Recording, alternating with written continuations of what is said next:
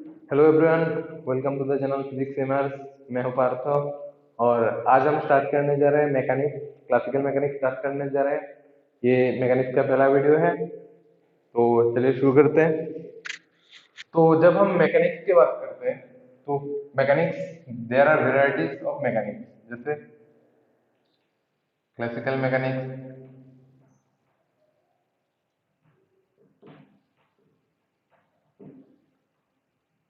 Classical mechanics, quantum mechanics, quantum mechanics, फिर आता है हमारा स्टैटिस्टिकल मैकेनिक्स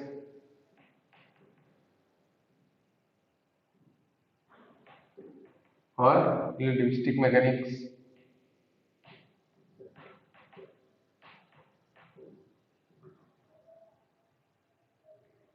ठीक है, ये डिफरेंट टाइप्स ऑफ मैकेनिक्स है। तो यहाँ पर हम अलग अलग जगह में अलग अलग चीजें डिस्कस करते हैं। जैसे जब क्लासिकल मैकेनिक्स आता है तो यहाँ पर जो जिस पार्टिकल की बात करते हैं वो ज्यादा छोटा नहीं होता है, नॉट टू स्मॉल। ठीक है, जैसे हम थोड़ा बड़ा बड़ा ऑब्जेक्ट के, नॉट दैट मच स्मॉल, मतलब एटॉमिक लेवल की बात नहीं करते, थोड़ा बड़ा चीज की बात करते हैं, फोर्स की बात करते हैं, वेलोसिटी की बात करते हैं। ये थे क्लासिकल मैकेनिक्स में। और क्वांटम मैकेनिक्स में हम जिस चीजों की बात करते हैं वो बहुत छोटा रहता है, वो नैनोमीटर, एंगस्ट्रॉम, उस साइज की बात करते हैं, तो वेरी स्मॉल।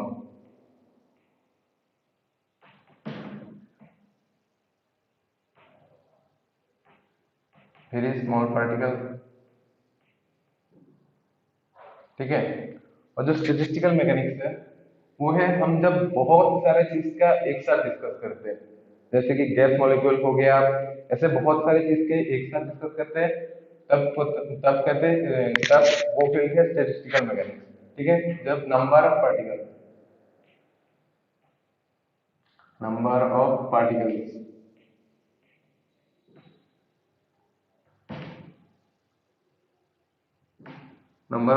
में तब आता है स्टैटिस्टिकल मैकेनिक्स। और रिलेटिविस्टिक मैकेनिक्स है जहां पर हम लाइट के स्पीड के चीज से ज्यादातर डिस्कस करते हैं, या फिर जिनमें फ्रेम भी रिलेटिव होता है, फ्रेम भी कांस्टेंट नहीं होता है, ऐसे चीज से रिलेटिविस्टिक जहां पर रिलेटिव चीजें आ जाती है वहां पर। स्पीड नियर अबाउट लाइट, ऐसा नहीं कि हमेशा हाई स्पीड की बात होगा, पर बहुत सारी जगह में इस तरह की चीज आएंगी। तो there are varieties of mechanics. हम जो स्टार्ट करेंगे अब वो है क्लासिकल मैकेनिक्स। हम क्लासिकल मैकेनिक्स स्टार्ट करने जा रहे हैं। ठीक है, तो यहाँ पर ऑब्जेक्ट जो है वो बहुत ज्यादा छोटा नहीं होगा।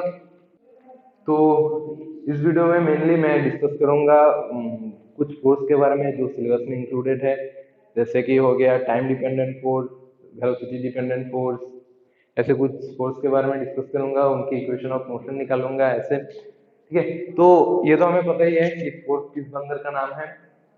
ठीक है, और हमें एक फोर्स का एक इक्वेशन भी पता है, एफ इक्वल टू एम, ये हमें पहले से पता है। ठीक है, ये कैसा है, न्यूटन का सेकंड लॉ से। देखो ये न्यूटन का सेकंड लॉ नहीं है, एफ इक्वल टू एम है न्यूटन का सेकंड लॉ। न्यूटन का जो सेकंड लॉ है वो है ये, कि force is directly proportional to the change of rate of momentum. ठीक है, अब पी इक्वल टू यहाँ पर क्या है, एम भी। और हम पहले एक कांस्टेंट से लिखते हैं, डीपी डी टी ऐसे। और ये के, ये जो कांस्टेंट है उसका वैल्यू वन आता है, तो एफ इक्वल टू, और वैल्यू पुट करो, तो एफ इक्वल टू फिर यूवी मेथड।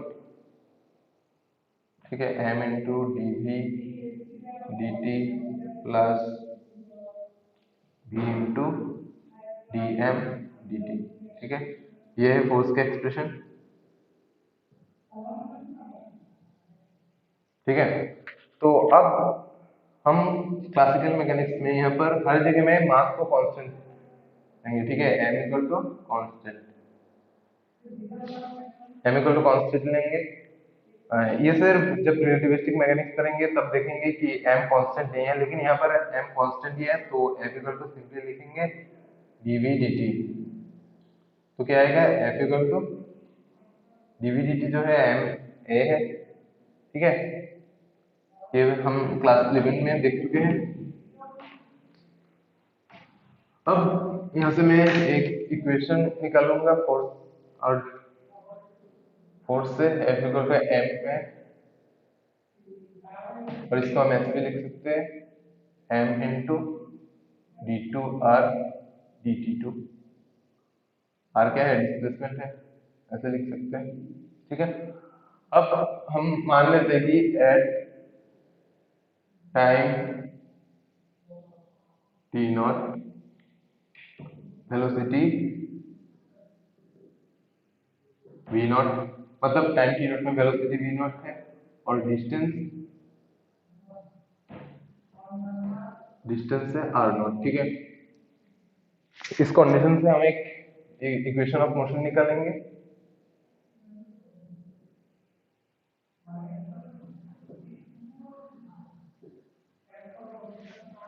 अब इसको सिंपली इंटीग्रेशन कर दो, ठीक है। इसको मैंने नीचे लाया, फिर उल्टा कर दिया। अब इसको इंटीग्रेशन करो, ठीक है। इसका इंटीग्रेशन क्या आएगा, D R D T equal to F by M, T के रेस्पेक्ट में इंटीग्रेशन कर रहा हूँ तो टी आएगा, और एक कांस्टेंट आएगा सी, जो कि है इंटीग्रेशन कांस्टेंट, ठीक है। अब इस कांस्टेंट को निकालने के लिए इन कंडीशन में ये वाला और ये वाला कंडीशन यूज करो। वेलोसिटी क्या है, वी नॉट, ये वेलोसिटी है at a time T naught, f by M into T naught plus c. देखो यहाँ से सी क्या आ गया, सी इक्वल टू आ गया V naught minus F by M into T naught, ठीक है। ये आ गया। अब इस वैल्यू को यहाँ पर पुट कर दो, इसको पुट कर दो यहाँ पर, क्या आएगा, D R D T equal to t plus c का वैल्यू ये v naught minus F by M t naught. अब यहाँ से एफ बाई एम कॉमन लो, f by M t minus T naught plus we naught, ये है d R D T, ठीक है। D R D T equal to F by m, ये अब दोबारा इंटीग्रेशन करो, सॉरी, इसका इंटीग्रेशन क्या होगा, सिंपली आर, इसका क्या होगा, F by M into T minus T naught का होल स्क्वायर बाई 2, ऐसा आएगा इंटीग्रेशन। और यहाँ पर क्या आएगा, वी नॉट टी प्लस एक और इंटीग्रेशन कॉन्स्टेंट आएगा जिसको हम सी डैश मान लेते हैं, ठीक है। ये सी डैश है, आ गया। अब इस सी डैश को निकालने के लिए ये और ये दोनों यूज करो, at T naught equal to जो डिस्प्लेसमेंट है वो आर नॉट है, ठीक है। तो यहाँ पर ये टर्म देखो जीरो हो जाएगा, क्योंकि ये टी नॉट भी आएगा, तो zero plus we naught T naught plus C dash, तो सी डैश इक्वल टू क्या आ गया, R naught minus we naught T naught, कुछ ऐसा आ गया। अब इसको पुट करो यहाँ पर, ठीक है। इसको पुट मैं यहाँ पर करता हूँ, सो are equal to F by M, sorry यहाँ पर 2 को सामने लाता हूँ, 2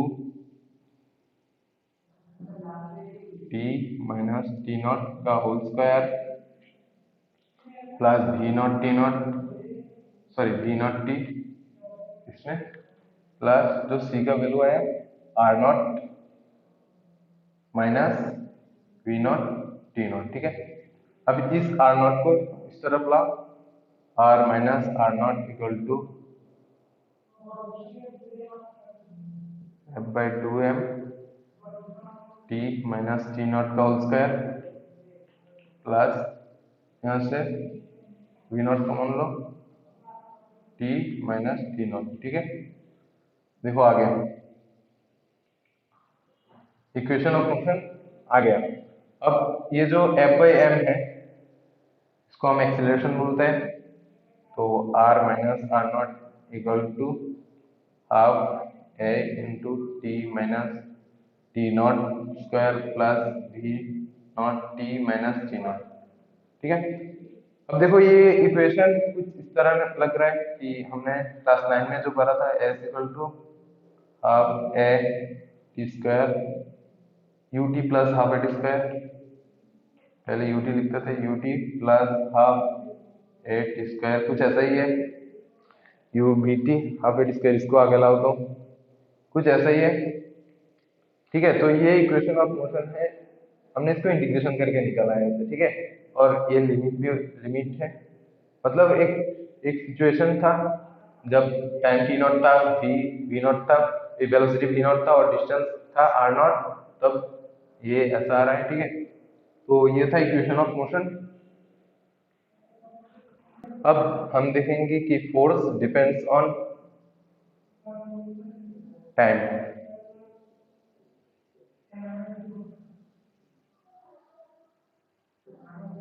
ठीक है, जब फोर्स टाइम के साथ वेरी करता है। ठीक है, एक ऐसा हमने देखा था एसएचएम में, F equal to F zero sine omega T. ये देखो ये टाइम पे डिपेंड कर रहा है, और ये एफ जीरो क्या है, ये है मैक्सिमम फोर्स। ठीक है, ये है मैक्सिमम फोर्स एफ जीरो। तो अब इसका इक्वेशन ऑफ मोशन निकालेंगे, तो इसको M D two X D T two ऐसे निकलते हैं। ठीक है, अब वही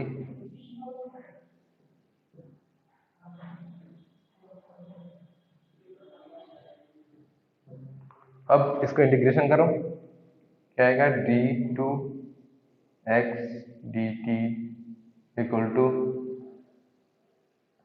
यहाँ पर देखो साइन का जब इंटीग्रेशन करेंगे तब माइनस कॉस आएगा, माइनस और सामने क्या आएगा, नीचे आएगा omega, f zero m omega cos omega T plus c. ठीक है, अब हम एक कंडीशन मानते कि एट टाइम जीरो, मतलब जब टाइम जीरो है तब वेलोसिटी है वी नॉट, और जो डिस्टेंस है वो है एक्स नॉट। यहाँ पर एक्स से लिख रहा हूँ तो एक्स नॉट ले आऊँ, मैंने X naught initial velocity V naught और इनिशियल डिस्टेंस एक्स नॉट ऐसा माना है।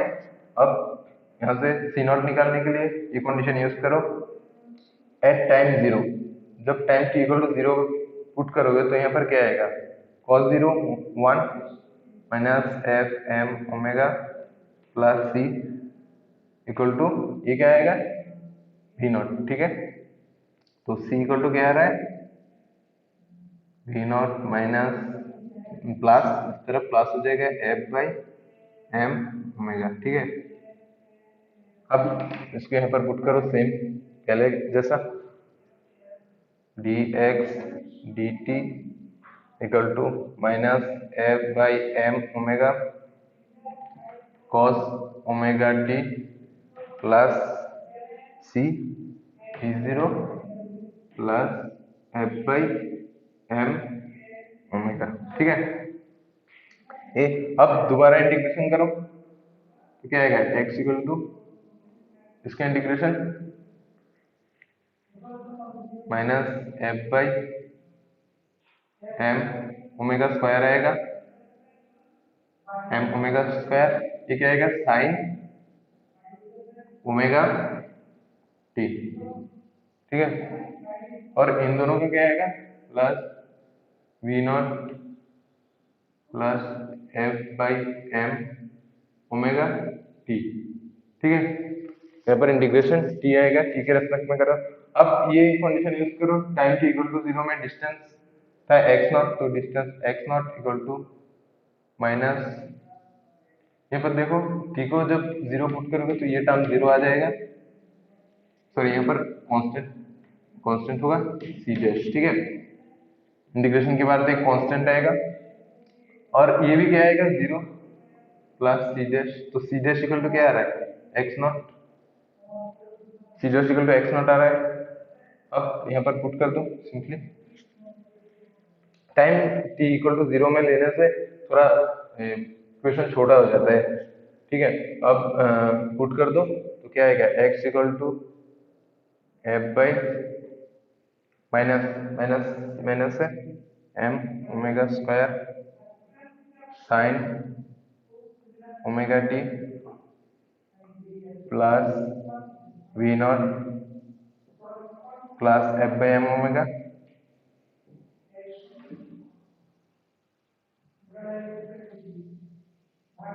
Plus x naught f by omega t t भी है और प्लस एक्स नॉट। अब एक्स नॉट को यहाँ पर लाओ, x minus x naught equal to, इसको पहले लिखते हैं plus F by M omega minus F by M omega square sine omega T.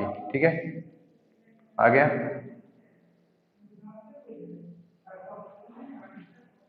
ठीक है, तो ये इक्वेशन ऑफ मोशन है जब फोर्स टाइम के साथ डिपेंड करता है।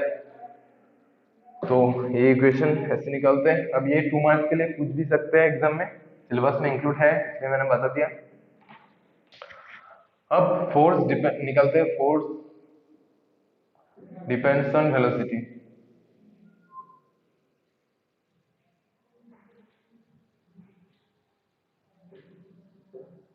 ठीक है, इसको हम रेजिस्टिव फोर्स भी बोलते हैं, रेजिस्टिव फोर्स।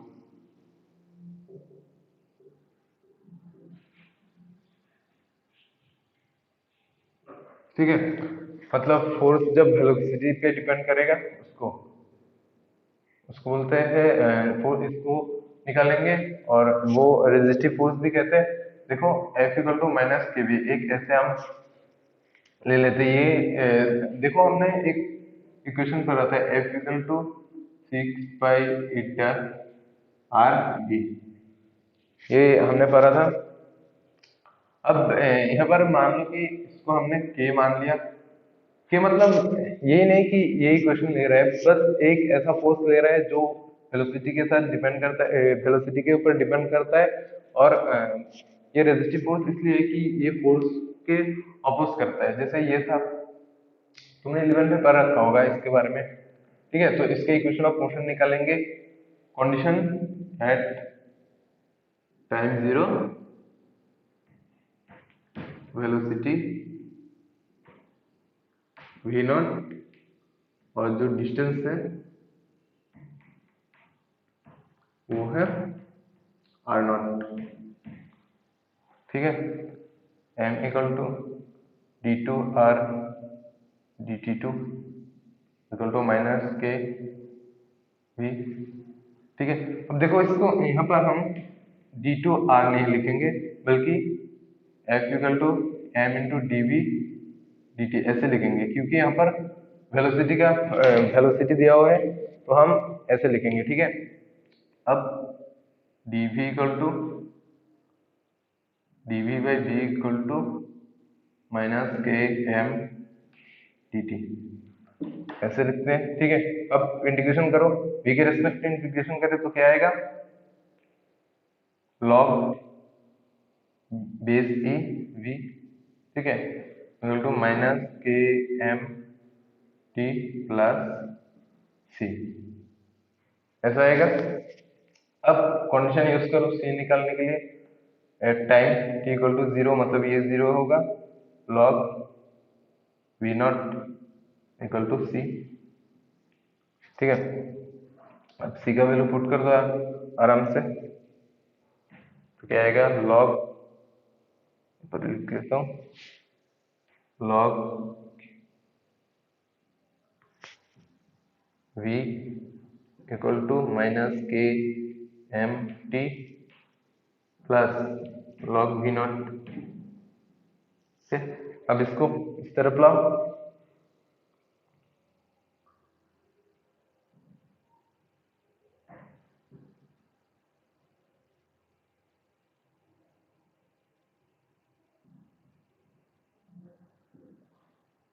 माइनस के एम टी। ठीक है, अब यहाँ पर तुम निकाल सकते हो क्या आएगा? देखो माइनस माइनस यहाँ से भी निकल, यहाँ से और यहाँ से माइनस, यहाँ पर ऑपोजिट करके माइनस यहाँ से हटा देता हूँ, तो क्या आएगा? Log V naught E minus log V E equal to K M T. ठीक है, तो अब क्या आएगा? यहाँ पर नीचे लिख सकते हैं हम इससे log V naught by V equal to K M T.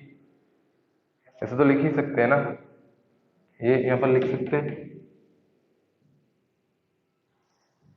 ठीक है, अब ये तो आ गया वेलोसिटी का। अब देखो लॉग, अगर हम यहाँ पर इसको ऊपर लिखें और इसको नीचे लिखें तो, क्योंकि हमें डिस्टेंस के साथ भी निकालना है, तो माइनस आएगा के एम टी, ऐसा आएगा। अब देखो v इक्वल टू क्या लिख सकते हैं?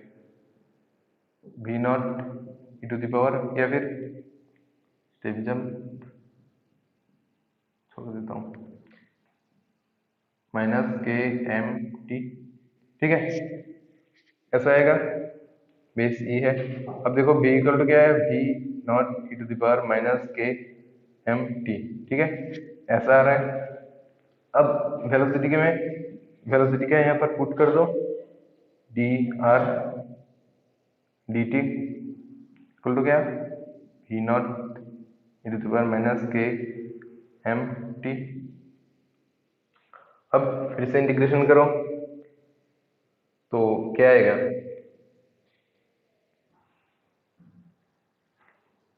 मैं ये मिटा देता हूँ, यहाँ से इंटीग्रेशन करो डी आर, तो आर इक्वल टू क्या आएगा? जब इंटीग्रेशन करोगे तो वी नॉट के नीचे ये टर्म आएगा, वी नॉट बाई के M T, sorry K M, और सामने एक minus into E to the power minus के एम टी, और एक कांस्टेंट आएगा सी डैश। ठीक है, जब हम इंटीग्रेशन करेंगे तो कुछ ऐसा ही आएगा। अब ये और ये यूज करो और सी निकाल लो, r naught equal to v naught by, जब टी इक्वल टू जीरो होगा तब देखो ये क्या आएगा? E to the power whole zero मतलब वन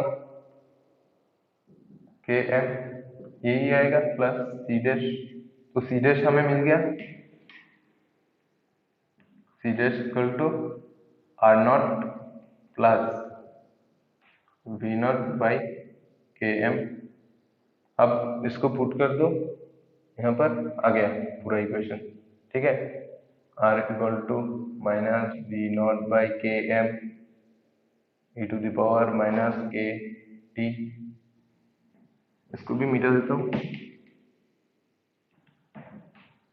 माइनस के M t plus c naught का जो वैल्यू है वो है ये r naught plus we naught y k M.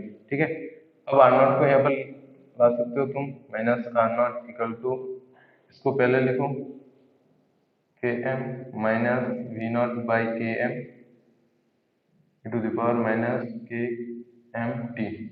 अब यहाँ से वी नॉट बाई के एम ये कॉमन भी लिख सकते हो। ठीक है, इसे लिख सकते हो। तो ये आ गया जब वेलोसिटी, फोर्स वेलोसिटी के ऊपर डिपेंड करता है, तो ये होगा उसके इक्वेशन। ठीक है, ये भी पूछ सकता है एग्जाम में, तो ये रहा इसका डेरिवेशन।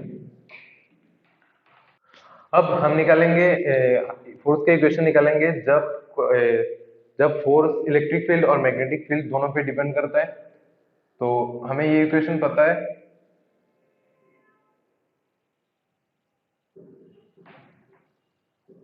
हमने क्लास 12 में पढ़ा था कि जब कोई एक चार्ज पार्टिकल क्यू चार्ज का पार्टिकल जब इलेक्ट्रिक फील्ड और मैग्नेटिक फील्ड में मूव करता है तो इसका फोर्स का इक्वेशन ये होता है। ठीक है, तो अब हम अलग अलग से निकालेंगे कि जब फोर्स सिर्फ इलेक्ट्रिक फील्ड में डिपेंड करता है और जब सिर्फ मैग्नेटिक फील्ड में डिपेंड करता है तो उसका इक्वेशन क्या होता है।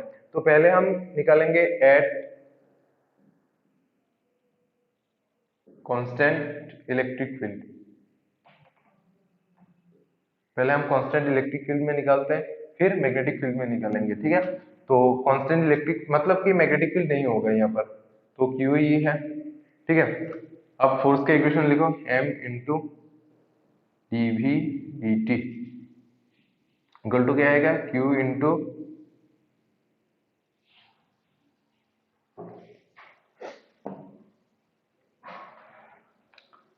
अब देखो E को हम ऐसे लिखेंगे कि E equal to minus del phi. ठीक है, फाई जो है वो है पोटेंशियल। अब ये इक्वेशन जब तुम इलेक्ट्रोस्टैटिक्स करोगे तब ये इक्वेशन तुम्हें मिलेगा कि E equal to minus del phi. ठीक है, अब यहाँ पर इसको ऐसे पुट करो, माइनस आएगा सामने इंटू फाई। ठीक है, अब तुम दोनों तरफ v से एक डॉट प्रोडक्ट करो। ठीक है, v dot dv dv dt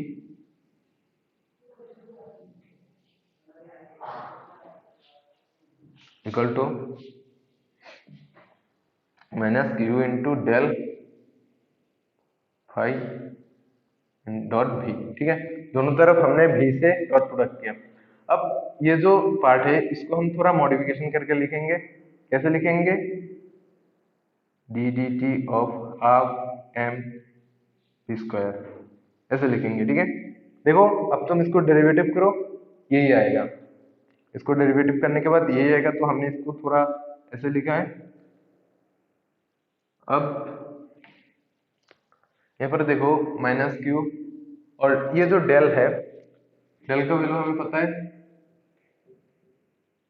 del phi का, sorry del phi equal to है del del phi of x I cap plus del del phi of y j cap plus del del phi of Z के cap. ठीक है, ये del phi है।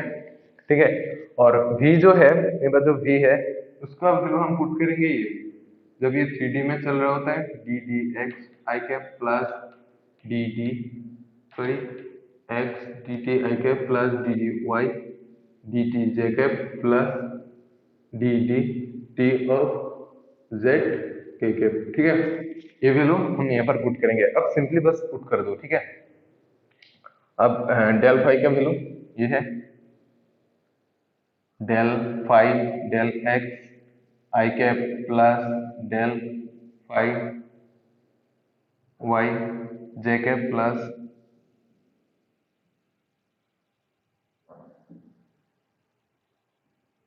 के cap dot, अब v का value put करो, ये d है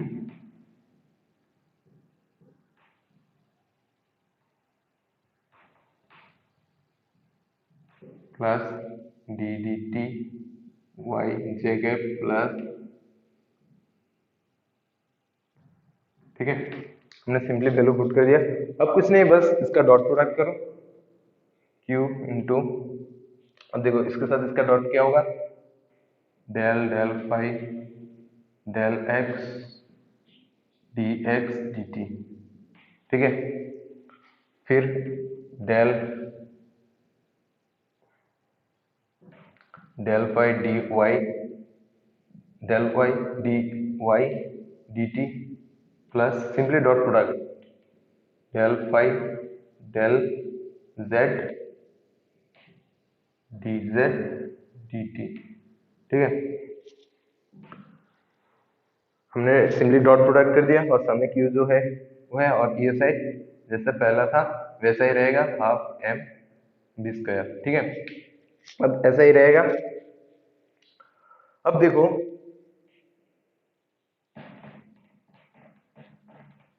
हम डी फाई जो है, डी फाई को ऐसे लिख सकते हैं, del del phi of del x D T D x plus del del phi of D Y plus del del Z phi of D Z. ठीक है, इनको हम ऐसे डी फाई लिख सकते हैं। अब मतलब किसी का भी डेरिवेटिव की फंक्शन को हम ऐसे पार्शियल डेरिवेटिव पार्शियल डिफरेंशियल के के फॉर्म में ऐसे लिख सकते हैं। मान लो कि हम डी ए लिखना चाहते हैं तो उनको इसको भी ऐसे लिख सकते हैं, del x D x plus del del x del Y D Y plus del del x of D Y del Y D y, ऐसे लिख सकते हैं।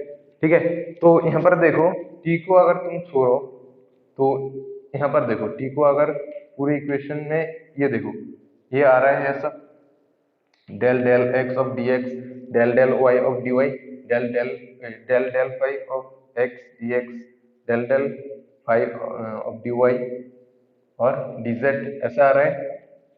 तो यहाँ पर हम क्या पुट कर सकते हैं, simply d D T of half M we square equal to minus Q into d five ऐसा पुट कर सकते हैं हम। ठीक है, अब देखो को ऊपर लिख सकता हूँ, ये याद रखना, ये हमने मैथमेटिक्स में वैसे भी क्लास 12 में पढ़ा था थोड़ा। अब देखो इसको सिंपली मैं ऐसे लिख लेता हूँ, half M we square plus D d o देखो यहाँ पर डी डी ऑफ टी रह जाएगा। ठीक है, क्योंकि यहाँ पर देखो टी जो है वो तो एक्स्ट्रा है ना, तो टी रहेगा। ठीक है, यहाँ पर ये जो है ये सब तो इस सब के साथ टी भी है तो टी रहेगा, तो ऐसा आएगा। तो अब हम इसको ऐसे लिखते हैं of d T equal to 0। ठीक है, अब पूरे को अंदर में लिख लेता हूँ, half M we square plus q five equal to 0। ठीक है, अब देखो इसका इंटीग्रेशन करो, half M we square plus q five equal to क्या आएगा, कांस्टेंट। ठीक है, ये क्या है हमें पता है, काइनेटिक एनर्जी, और ये है पोटेंशियल एनर्जी। ठीक है, क्यू फाइव है पोटेंशियल, और उसके साथ अगर एक ये चार्ज इंटू होगा तो होगा पोटेंशियल एनर्जी। ठीक है, तो ये आ रहा है इसके इक्वेशन, जब एक charge particle constant electric field में चल रहा होता है तो ये उसके इक्वेशन आता है। ठीक है, तो हमने देखा कि कब इलेक्ट्रिक जब कांस्टेंट इलेक्ट्रिक फील्ड में चलता है तो क्या इक्वेशन आता है। अब हम मैग्नेटिक फील्ड का भी देखेंगे ऐसे। अब हम देखेंगे जब कांस्टेंट मैग्नेटिक फील्ड होगा एट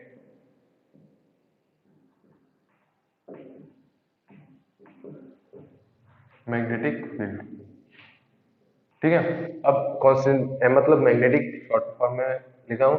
अब देखो जब कांस्टेंट मैग्नेटिक फील्ड होगा तब फोर्स इक्वल टू क्या होगा, F equal to Q into V cross B। ठीक है, कांस्टेंट मैग्नेटिक फील्ड में सिर्फ यही होगा। अब इसका इक्वेशन निकाल लेंगे, तो लिखो ऐसे Q into V cross B।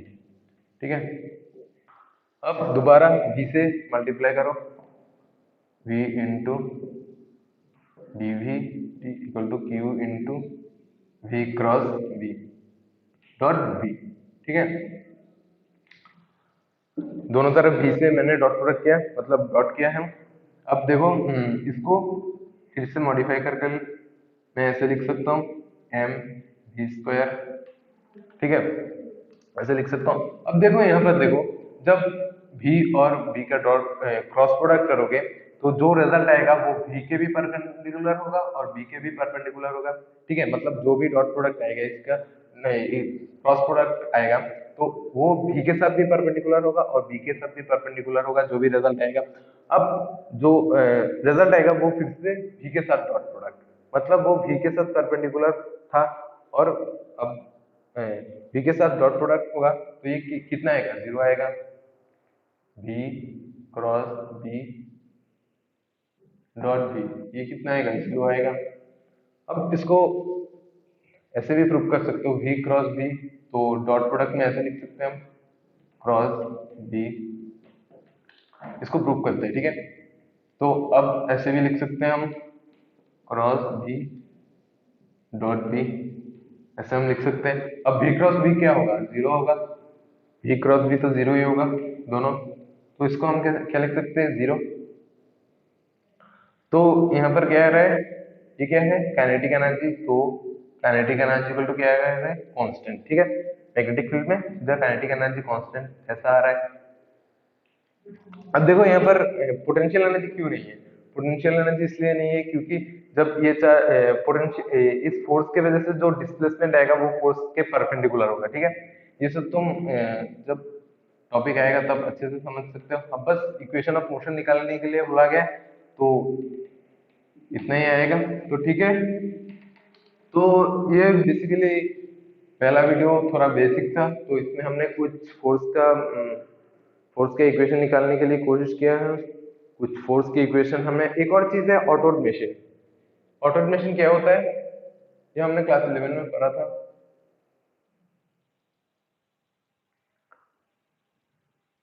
ये होता था ऑटोमेशन। ठीक है, अब इसका m मास है, इसका m1 है, इसका m2 है। अब हम इसके टेंशन निकाल सकते हैं यहाँ पर, इसका जो टेंशन है वो निकाल देते हैं। अब हमने ये 11 में कर रखा है, तो इसलिए मैं और डिस्कस नहीं कर रहा हूँ। 11 में तो बहुत ही किया है ये। तो ये था ऑटोमेशन, हमें शायद नाम नहीं पता था, यही ऑटोमेशन है। तो इसको तुम बुक में देख लेना, ये ज्यादा टफ नहीं है, 11 में भी किया हूँ। तो ये वीडियो इतना ही था। बेसिकली मैंने कुछ फोर्स